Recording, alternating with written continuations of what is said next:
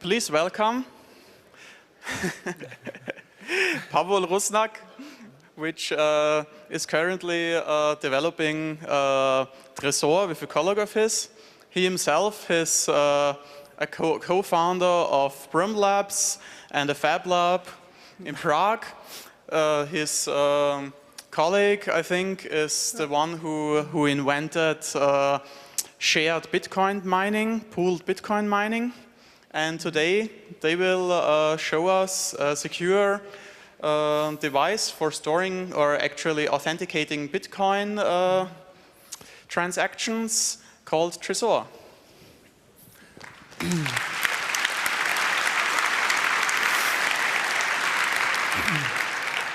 So thank you for the introduction, and I will try to reintroduce our team again. So you might recognize the guy on the left. It was mentioned. It's Marek Palatinus, also known as Slash, inventor of mining pool concept, and also operator of the first mining pool, which is still one of the biggest, with around 10% of hash rate on a Bitcoin network. He also invented Stratum protocol, which is currently used in miners, pools, and in Bitcoin clients. And the guy on the left is me, Pavel Rusnak, and I'm responsible for some smaller Bitcoin projects, like, for example, coinmap.org. And together we form with Alena, who is sadly not in the photo, a company called Satoshi Labs, and we try to have something like an umbrella organization for these Bitcoin-related projects. One of the most important problems in Bitcoin mass adoption is security and safety of Bitcoin private keys. By security, I mean the security of the end user's computer, because we have compromised computers with viruses and malwares and keyloggers. We also have, for example, in an internet cafe, computers we don't trust. And what's not very common nowadays, but may be common in future, are rigged clients, which look like the regular clients, but they do something they are not supposed to do. And by safety of Bitcoin private keys, we mean data or more particularly wallet loss during various disasters, hard drive failures, naive reinstalls of operating system, and also failing to do proper backups, which is very easy, for example, in Bitcoin Qt, where not a lot of users are aware that you have to back up your wallet regularly, otherwise you will lose your Bitcoins. And solution to this, we think, is hardware wallets. Hardware wallet idea is not new. First, I encountered this idea during a Bitcoin conference in Prague in 2011, when Clemens Kapp introduced us to his project of hardware wallet. Sadly, he didn't pursue with his students this idea of Arduino-based hardware wallet further. And after Bitcoin conference 2012 in London, we decided with Slash to create a project that is now known as Tresor, to actually bring this hardware wallet idea to life. We decided to follow the keep it simple principle, so we are building a USB gadget, more particularly a human interface device. It has an OLED display and OK cancel buttons, which require physical interaction with user to confirm or discard transaction. And we don't have batteries because we use just power from the USB. And we don't have radio like Bluetooth or wireless because we aim to focus on the security of Bitcoin transaction, not mobility, which is quite good nowadays. What's inside of Tresor? We use ARM Cortex-M3 microcontroller, more particularly STM32F205, clocked at 120 megahertz. It has half a megabyte of flash for code, 128 kilobytes of RAM, and hardware random generator, which I will talk a little bit later. And it has OLED display, which is more or less one inch wide. During the development, we also created a Raspberry Pi Shield, which uses the same display. Sadly, Raspberry Pi can't act as a USB client device, just as USB host. So we had to put an extra USB to serial converter chip on board. And this Shield was used as a prototyping platform during development phase, because that allowed us to use Python instead of C and to quickly try some stuff before implementing it in much low-level C. And the good thing is that this Raspberry Pi, this Shield, follows the same logic as the real Trezor device. So client has no way to determine if there is a real device or Raspberry Pi Shield on the other side. So let me give you an overview how Trezor works. First, we have to generate initial entropy, and we want to allow its easy backup. Then we use this entropy to derive master private key and master public key. I call them generators because with these master keys, you are able to generate basically an infinite number of private keys and corresponding public keys and addresses. And if you send this master public key to computer, it immediately knows which addresses are there available to be spent. And because of that, computer can then prepare transactions and send them to Trezor. But these transactions are not having signatures because computer doesn't know the private keys. It just fills in the gaps with key indices. And then Trezor can use master private key to generate these needed private keys from these indices. If the user confirms the transaction, then it's signed using these keys, sent back to computer, and it can broadcast it to the network like it would normally do.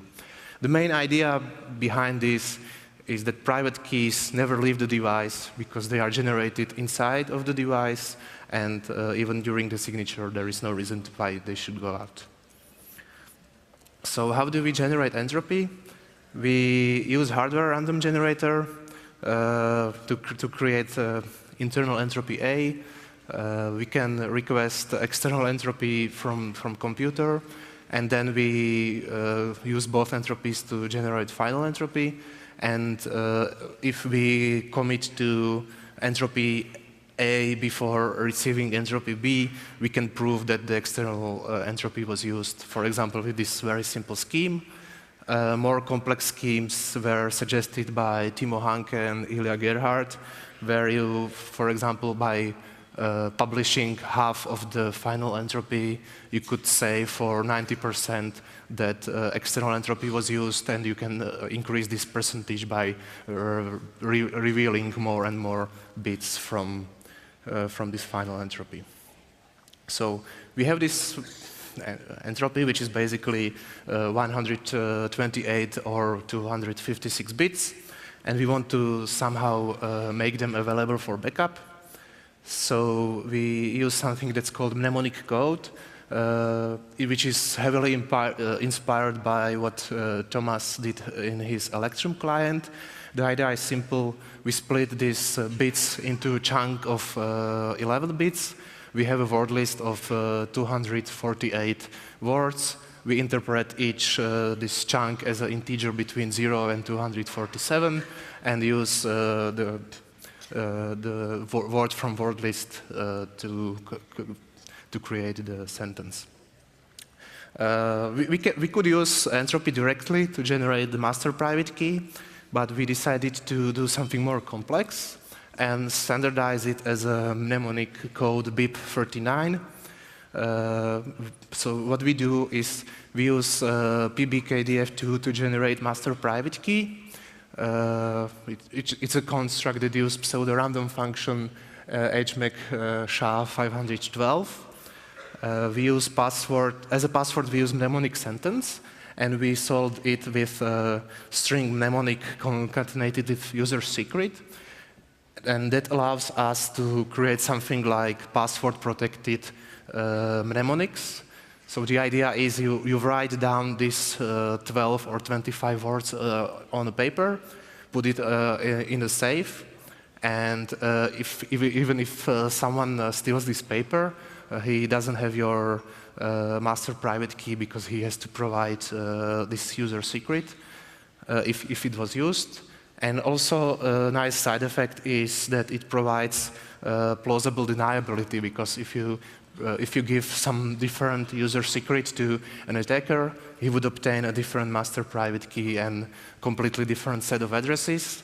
And if you are clever enough to send some small amounts of bitcoins to these fake addresses, he can never know that you gave him a right or wrong user secret. We use 496 iteration, and desired key length is 512 bits. That's because there is another standard called hierarchical deterministic wallets, which use exactly 512 bits for its master node. And the idea is that using that construct, you could create basically a tree of addresses, and each level can be some logical way how to divide these addresses into logical groups. So, for example, the first level would be your wallets. Second level would be your different wallet chains, like, for example, main addresses and change addresses. And the third level would be actual addresses of that kind.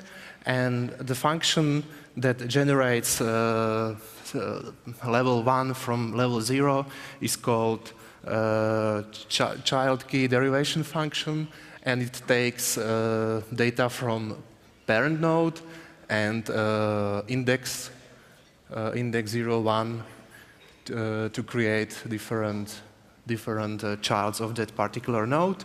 And then you can descend deeper and deeper in the tree, and you have some logical structure in your addresses. So it's not like it's flat.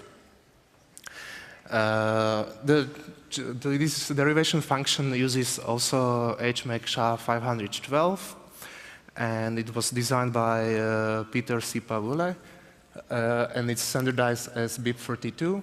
And because it's a very abstract concept, it provides lots of possibilities.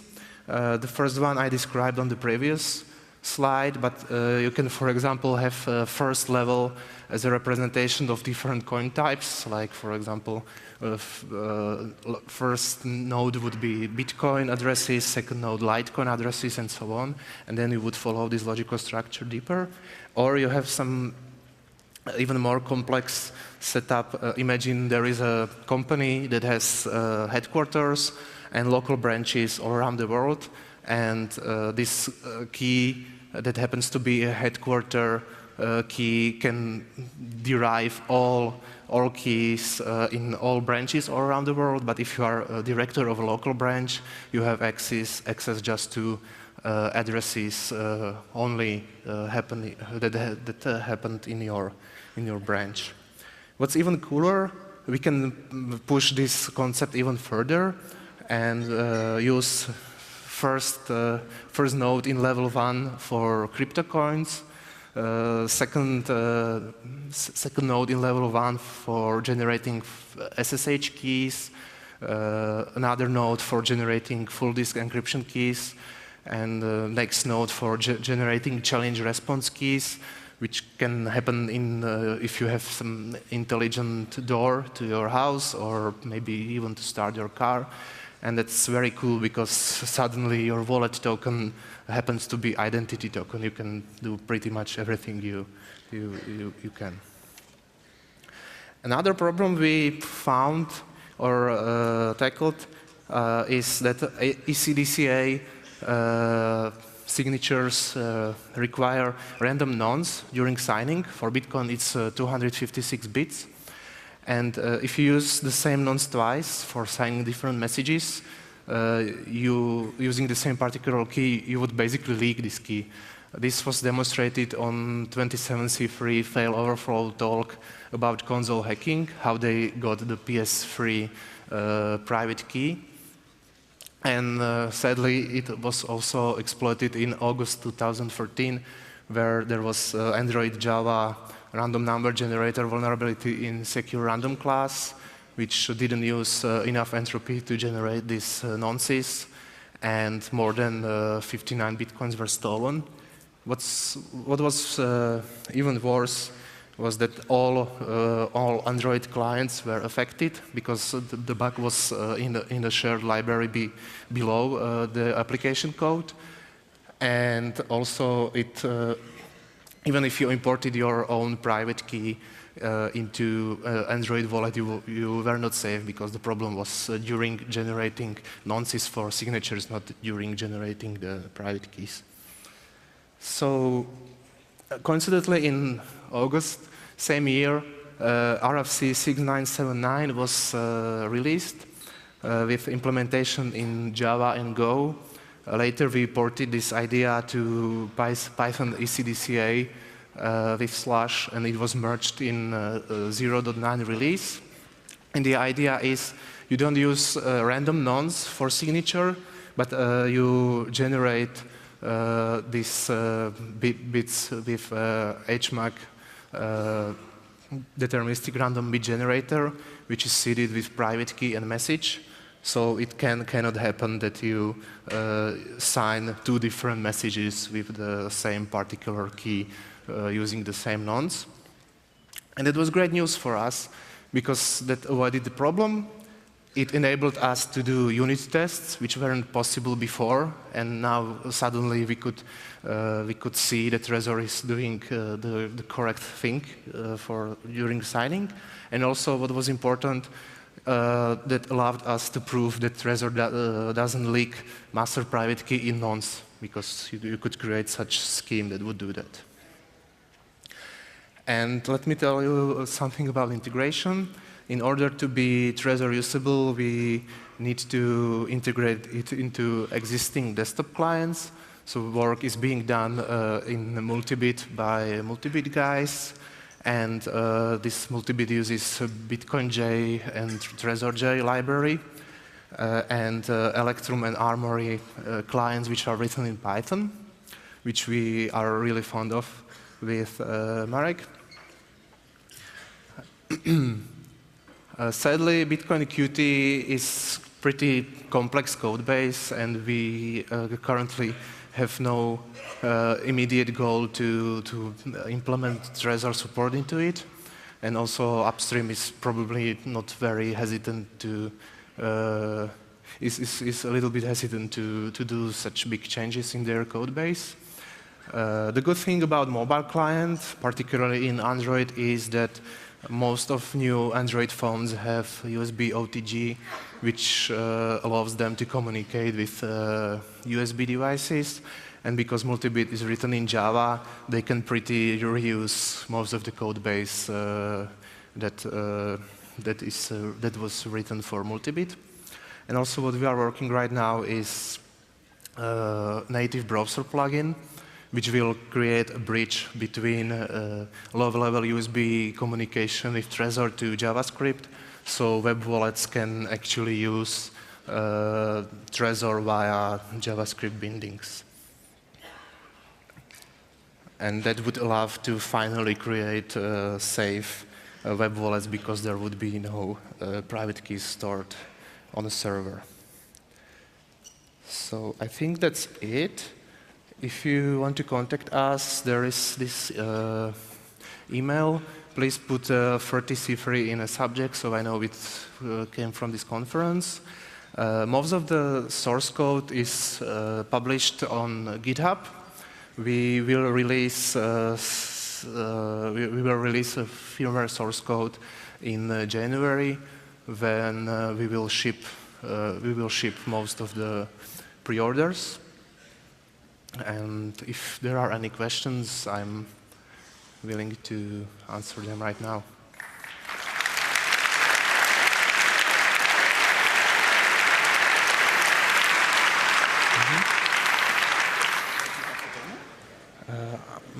I can show them if they want. If they want.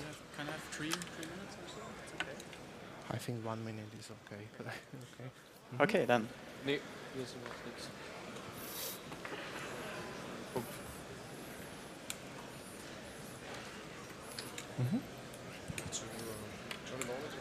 So I can show you, before you line up at the microphone, I can show you some early prototype from September.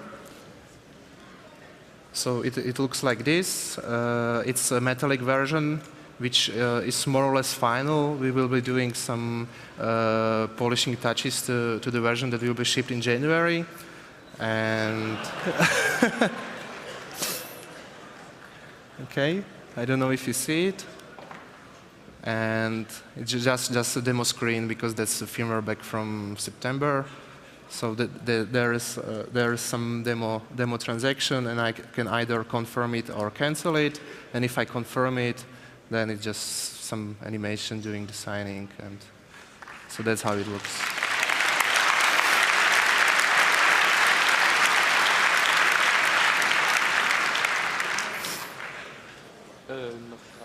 Noch 2 Stunden auf jeden Fall noch. Thank you very much. If you have any questions, you already know the drill. Please line up behind the microphones. So, you have a question at number 3? Please go right ahead.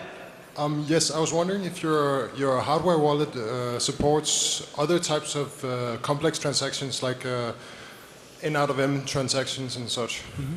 In the first firmware we will be releasing in January, there won't be such feature, but because we have a firmware update possibility, we definitely want to include multi-signature in the next version of firmware, and probably some more complex transaction types.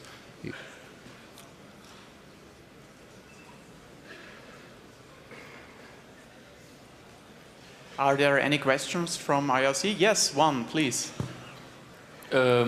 It's look like the perfect solution for ATM usage.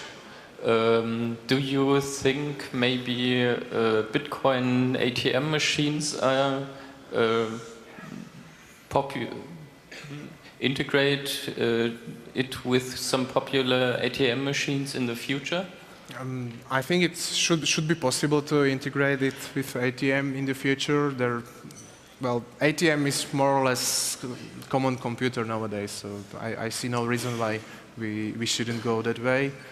But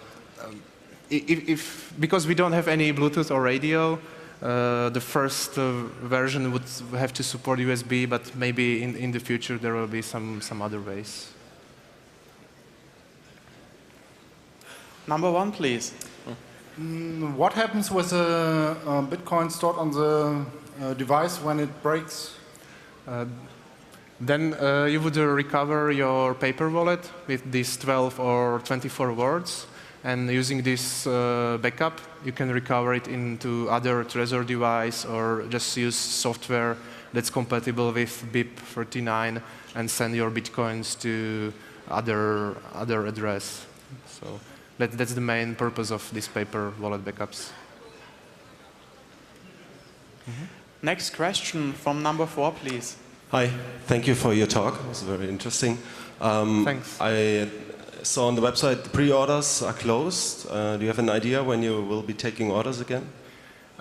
We will be shipping Trezor to pre-order people in January, and after all these pre-orders are shipped, we will reopen Trezor for regular sale. So, in February? Well, after we are done, so most probably in February, right? Thank you. Number 1, please. Are you thinking about another version where you have maybe a power supply within the device and then you could transfer the transactions via Bluetooth or something, which would be more convenient maybe for later uses? The problem is if we want to have radio in Trezor, we would need to have a battery and other stuff, and it looks simple, but it's adding more and more complexity. I'm not saying we are not going to go this way, but the first version... Yeah, of course, it's the first version, yes. Yeah. We will see how market will response. It's still a new area for us and for everybody. So maybe it will be needed, maybe it won't. We'll see. It would be nice, but the first version is already very well. Thanks a lot for that. Thank you. Another question from number 4, please. Yes, so you talked about update functionality. How do you prevent any kind of update functionality from compromising the device? Obviously, when you plug it in an untrusted system like a web shop, like an internet cafe, or the aforementioned ATM machine. All right. We have a bootloader that contains our public keys, and our firmware is signed by us. And if the signature isn't correct, then Trezor will print that you are running unofficial firmware. So you can build your own firmware, but you will have to confirm this warning in order to run it. Thank you. Many of you are trying to find seats for the next talk, but please, I know it's hard, try not to queue up the walkways. Any more questions? From IRC, maybe? Okay. Then thank you for the talk. Thank you very much.